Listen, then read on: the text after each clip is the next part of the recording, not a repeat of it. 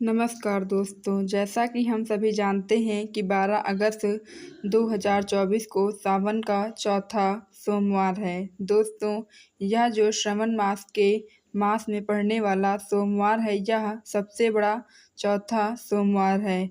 इस बार सावन का सबसे उत्तम महीना है क्योंकि सावन माह का प्रारंभ भी सोमवार से हुआ था और सावन मास का अंत भी सावन के सोमवार से ही हो रहा है।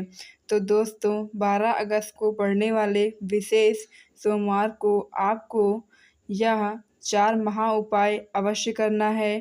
पंडित प्रदीप मिश्रा जी बताते हैं कि जब आप शिवलिंग पर जल अर्पित करने के लिए जाते हैं तो जलाधारी पर चढ़ा हुआ पीले रंग का कनेर का फूल उठा लें।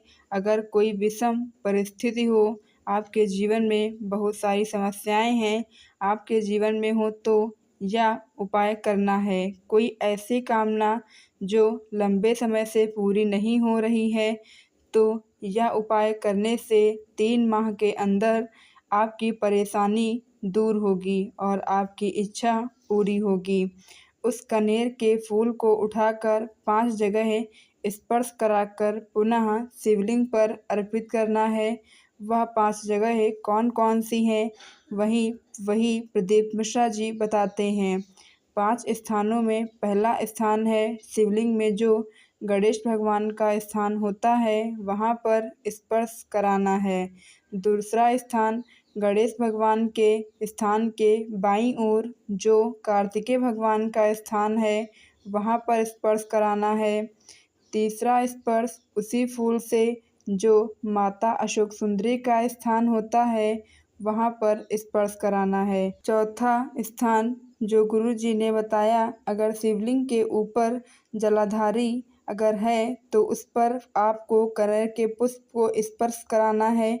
अगर नहीं है तो शिवलिंग का जो अग्रभाग होता है वह भी जलाधारी होता है, तो वहाँ पर आप स्पर्श करा दें। उसके बाद आपको त्रिशूल के जो 3 भाग होते हैं, उसमें बीच वाले भाग में कनेर के फूल को स्पर्श कराना है। इसके बाद शिवलिंग के ऊपर आपको श्री ध्यान से सुनिएगा, श्री शिवाय नमस्तुभ्यं बोलते हुए, अपनी मनोकामना बोलते हुए, अपनी समस्या को बोलते हुए यह फूल अर्पित कर देना है।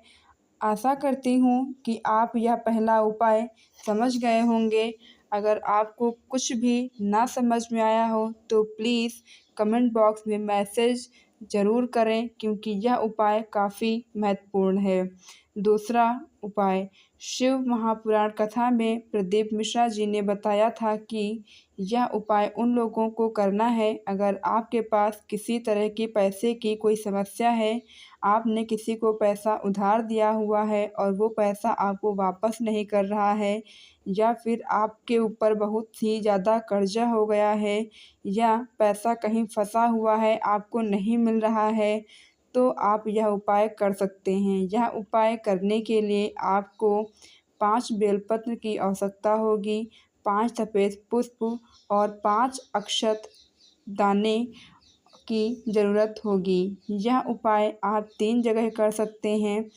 पहला तो ऐसी शिवलिंग पर जाइए जहाँ पर कोई भी आता जाता ना हो। दूसरा, आप यहाँ अपने घर पर ही पार्थिव शिवलिंग बनाकर भी पूजा कर सकते हैं। और तीसरा, जहाँ अगर आपके घर के पास ही कोई शिवलिंग है तो वहाँ पर भी आप जा सकते हैं। सबसे पहले आपको अक्षत अर्पित करना है, उसके बाद सफ़ेद पुष्प अर्पित करना है और आखिरी में बेलपत्र अर्पित करना है और सभी चीज़ें एक-एक करके चढ़ानी है, एक साथ में कुछ भी नहीं चढ़ाना है। जैसे कि 5 पुष्प हैं तो पाँचों पुष्पों को एक साथ में नहीं रखना है, एक-एक करके भगवान शिव का नाम लेते हुए उन्हें अर्पित करनी है।